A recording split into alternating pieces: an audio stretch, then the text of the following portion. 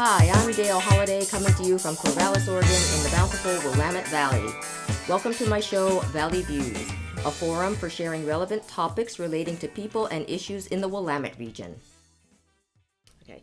Hi, good morning, folks. Welcome to Valley Views, and I'd like to introduce my guest today.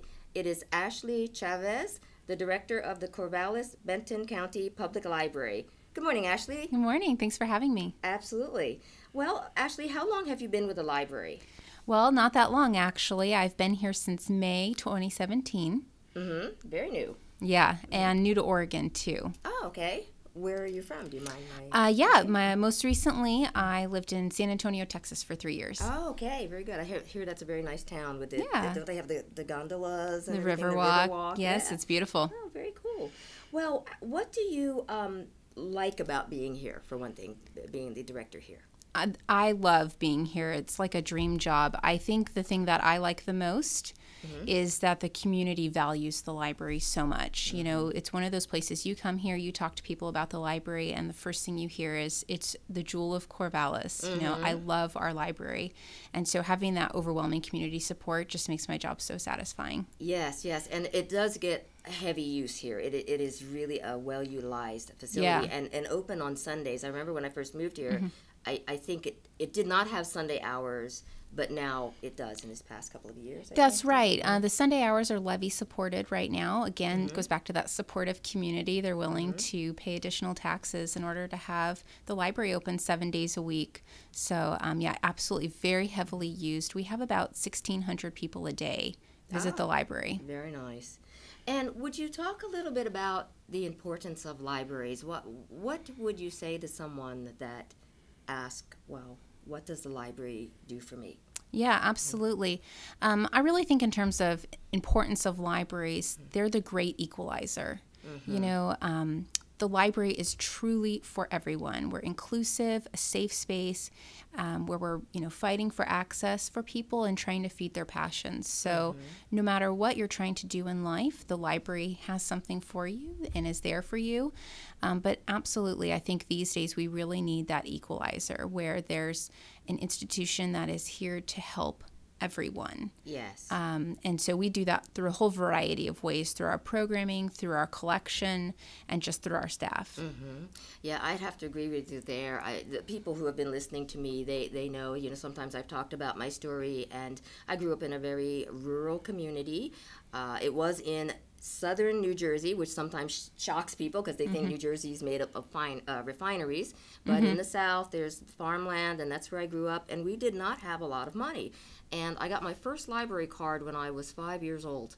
And, I mean, you talk about the equalizer just as basic as, hey, maybe we can't afford books, but, hey, we have a free library here. Right. And I think that's even being taken in a new direction these days. So, for example, we have our maker clubs where we have a ton of different technology laid out for kids. Right. And so we're trying to help everyone get that step up. So, for example, jobs in the IT field and coding are becoming really necessary these days. There's not enough people to fill those positions. Right. And so getting kids early access to all of those things that they can't get, you just don't have some of this stuff in your house sitting around. Absolutely. And so being able to have that space for them, I think is wonderful. Yes. And I've noticed in some of the meeting rooms, too, there seems to be some tutoring going on and whatnot. And I see people that look like teachers or tutors or, people working with some of the kids and everything. It goes back to that safe space. It's a place where you can meet up with someone. And, the library is really making sure that everyone, like I said, is welcoming for everyone. Absolutely. Well, we're kind of touching on this already, but I'd like to ask you, what are some of the ways that the library interacts with the community and works with the community in partnership, and perhaps even what events might be coming up that do that? Yeah. So the library interacts with the community in a whole bunch of ways. Some of them are really obvious, and I think people know about them. Generally. So I'll speak on some of the things I think maybe people don't know as much about. I like that. So one of the things that we do, we have a very strong partnership with the 509J School District. Okay. And we've recently started something called Book Box.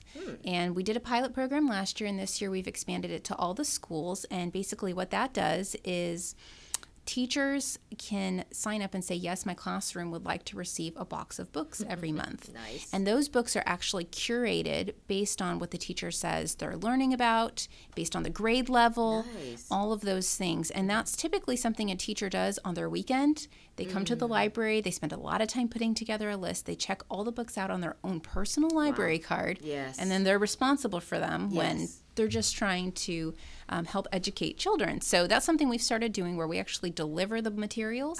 We take them back. The teachers don't have to do anything other than, hey, we're learning about mammals this week. Oh, nice. You know, and we even put together bilingual taskets for some of the dual immersion schools. And so that, I think, has been fantastic. Right now we have over 50 classrooms receiving deliveries. That's great. And that sounds like a lot of fun, too, the book box, you know? It's Yeah. like a gift, every a monthly gift that comes. Yeah. Absolutely, yeah. Another thing that we've just launched is called My Library Rewards, and it's our attempt to work with local businesses and help support local businesses and shopping. And so the way the program works is every material you check out, or every item you check out from the library, gains you 10 points. And you can then go onto the website or an app and then redeem the points for coupons and deals at the local businesses. So, you know, stuff as simple as 50 points gets you something very small, or 500 points can get you, you know, some free yoga classes. What? So yeah, That's great. the deals are, we're really happy. The deals aren't like all food related. Like a lot of times you see it's deals on shoes or groceries or yoga classes, you know, all sorts of stuff. And I'm really excited about that because I do think the library can be a part of economic growth. Yes. And drive that success in the community. So I'm really excited about the program, and it just encourages people to use the library to read, to you know, listen to music, all of those things, and it encourages them to go into the community and support local businesses. So I'm really excited about that program. That's great. And then I know you've had that author series. Is that a monthly series, or someone comes and they read from their book, or someone reads their book? So we have a lot of different programs. I think the one you might be referring to is Random Review. That's sponsored by the Friends of the Library, and they have seasons every year, and they select a variety of books and then pick someone who's a specialist. Or not always a specialist, but a lot of times they're an expert or have some relation to the subject, and they'll come talk about the book. And it's incredibly popular. We usually have around 120 people come to each of them, and the programs are really interesting. I've gone to all of them, and sometimes I don't really think I'm going to be that interested in the book, and I still leave going, "Wow, that was fascinating." Right. Yes, and I've been to a couple because I come on my lunch hour. But yeah, it's always been a packed room and just really, really exciting. Yeah, yeah, it's fabulous. So now, are there any specific events coming up in the next couple of months or several months or so? Yeah, so we have a couple of exciting things coming up. Middle of April, the 8th through the 14th, is National Library Week, and it's just a really great week to come into the library. We usually have lots of different things going on, and it's just a time for us to celebrate the importance of libraries in our nation, in our community, and what they actually mean for us all. So that's a great time. And then, of course, in the summer, we always have Summer Reading Club. I think a lot of people are really familiar with this program, but every year we change it up. We always have different programs, different presenters, different crafts, all sorts of activities for people. And so really that program is designed to help children avoid what a lot of educators call the summer slide. Where heard that term before. Where there's sort of this slump in reading activity and literacy, and so a lot of times reading comprehension and skills go way down during the summer just because they're not practicing. Yes. So what we try and do is just encourage people to come to the library to read materials. We'll have different kinds of games that they can play where if they read, there's incentives and prizes for them, and just reasons to come into the library. Especially as a family, we really try and encourage that. We also have free lunch during the summers, which I think is a wonderful thing, you know, to be able to come into the library, have some fun at our programs, but then for a lot of kids who do need that access to a nutritional meal, it's there for them. So I love summers at the library. It's always packed. The energy is just wonderful. It's high, yes. And, you know, and staff are just having a great time putting together programs that we think the community are going to love. So so I love summer reading programs, and we have it for all ages, Uh-huh. kids, teens, and adults. We even have stuff for adults. And so I just really encourage people to come in and enjoy that time of the year. It's a really wonderful time to be in the library. Yes. Well, we're getting close to the end here, so would you like to tell us how can people support this library? Absolutely. That's a great question. There are a ton of ways to support the library. First, I think just using the library is a support, really. It lets us show City Council and all of our stakeholders that the library is being used and that's still relevant. Yes. I mean, we've talked about a lot of things, and I think it shows that the library is still relevant, but there's still people who don't necessarily understand that. Right. So I think that's great. Second of all, we have all of our library volunteers. And so if you're ever interested in contributing some of your time to the library, we'd be more than happy to talk to you and learn more about you and your skills and where that fits in with our needs. Right now we have around 270 volunteers. Nice. And, the library just wouldn't be the same without them. Right, right. We also have a couple of support groups. We have the Friends of the Library, which I think most people are familiar with because of the book sales that they have. And so there's a couple different ways. You can become a Friends member for as little as $10. And that money all comes back to the library. That's you a deal. can serve on the library, the Friends of the Library board. And then that... is another way to get really involved. And then, honestly, just going and shopping at the book sales. Yes, it's a great, I love that. Yes, I'm always there.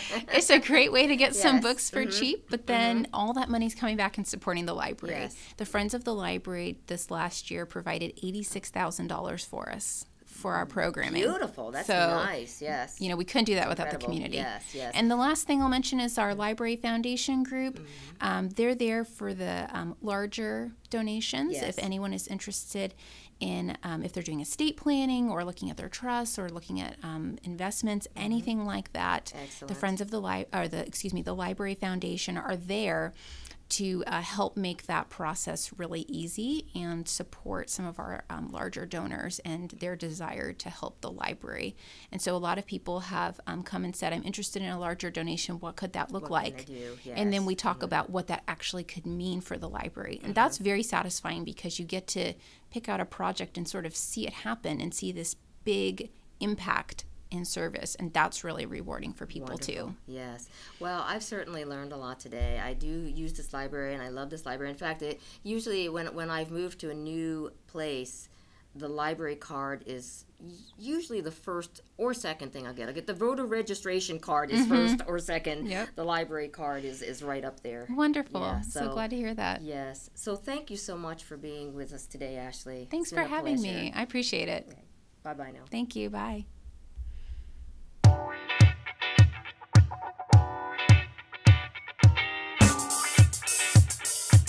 You've been listening to Valley Views.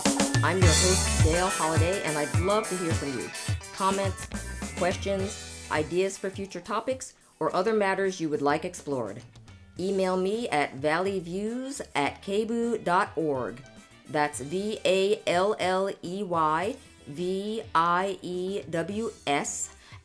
VALLEYVIEWS@kbu.org. Special thanks to Chad Howard from Corvallis Access Media for his technical assistance and support. I look forward to being with you again next time. And remember, as Doctor Who once said, I'm not in charge, but I'm full of ideas. Bye!